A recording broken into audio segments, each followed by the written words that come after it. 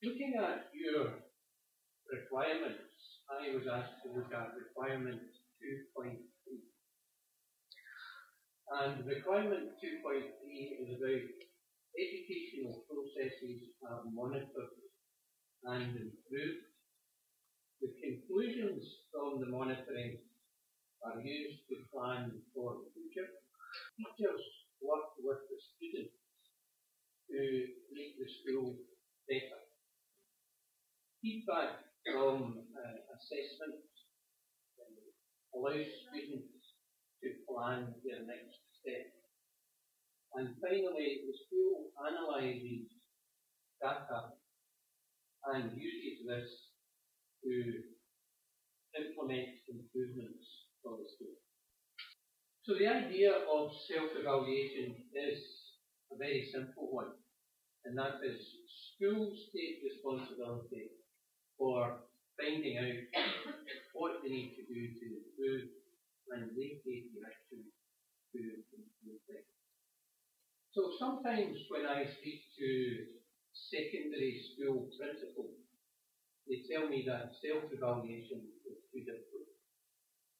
So what I do is I show them a film, and I'm sorry that my computer is hooked up to this, but this is a film about kindergarten, where young children who are only 3 years old are doing the self-evaluation. So if these little 3-year-olds can do it, I'm sure big grown-ups can do it. It is important to make sure that we collect 3 kinds of data and information. The first is quantitative data, and that comes from examination results and attendance figures and so on. The second one is to get the views of people, and that would be students, teachers, parents, and the local community, to see what they think about the school. And the third part of the triangle is directly observing, learning, and teaching in the classroom. And that can be by teachers visiting other teachers, the principal visiting classes, or it can be an external inspector visiting classes. But the purpose of that is not to be critical. The purpose is to share views of what the how good the learning and teaching is.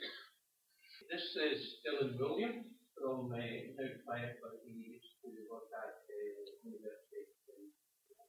And these are the 5 big principles of assessment for learning. In order to improve children's learning, these are the 5 big principles that should be in every classroom, every single day, in every school. So this is a very, very powerful model in terms of feeding back information and data to the students so that they can make their learning better. So this relates directly to the school requirement number 2.3 in your requirement. And we are preparing our youngest children who will still be working in the year 2075. So is what we are teaching and how we are teaching it suitable for the year 2075? So the important thing about joining, as we do in Scotland and as you're doing in Poland, a combination of self-evaluation and external evaluation is really, really important. But the important thing is to take action for change.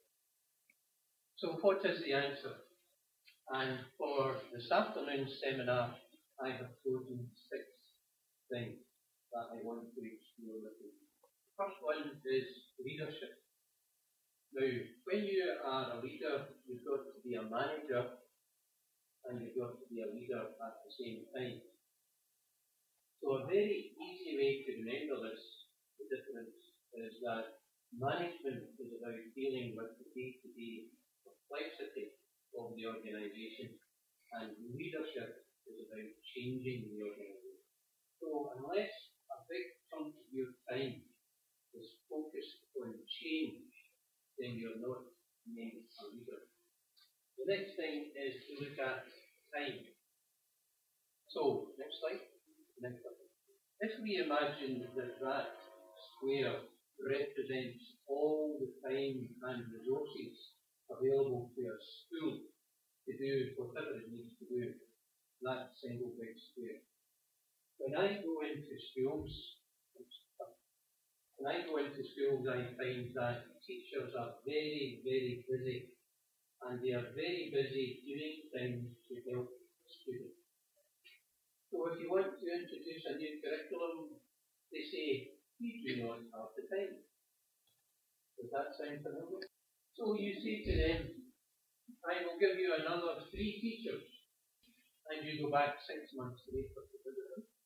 And they say, you're doing all these things. You don't have time to do.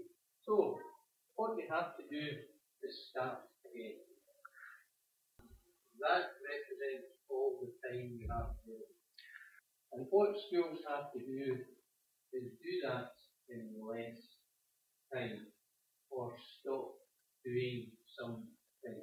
In that way, they create the time to do the change that you need to do. This is one of the most difficult challenges facing schools. They find this extremely difficult to do. But if we don't do it, they will never change. So the next thing I want to talk about was emotions. Whenever any organisation gets involved in change, it's a very emotional thing. What teachers feel inside in their heart is that if they change something important in their school, then really bad things will happen to them. They think the students will go on fire, the parents will take to the streets and riot, they will all appear in the local newspaper, the school roof will collapse, and they feel all of these things. And we need to recognise that. We need to recognise those emotional things. And finally, the stages or the phases of change. Every change that happens goes through stages, and I have chosen 4. Some authors use 6 or 7 or 8, but I'm only using 4. And it's important to recognise that you do not go on to stage 2 until you finish stage 1. You do not go on to stage 4 until you finish stage 3, and so on. Here's what some principals do. They go straight to number 3. They do not explain anything, and they do not engage the teacher. And then they get surprised when people get upset. Some other principals get to stage 3, but they do not wait until they have supported by going to stage 4 before starting another initiative. So it's important that we go through each one after the other.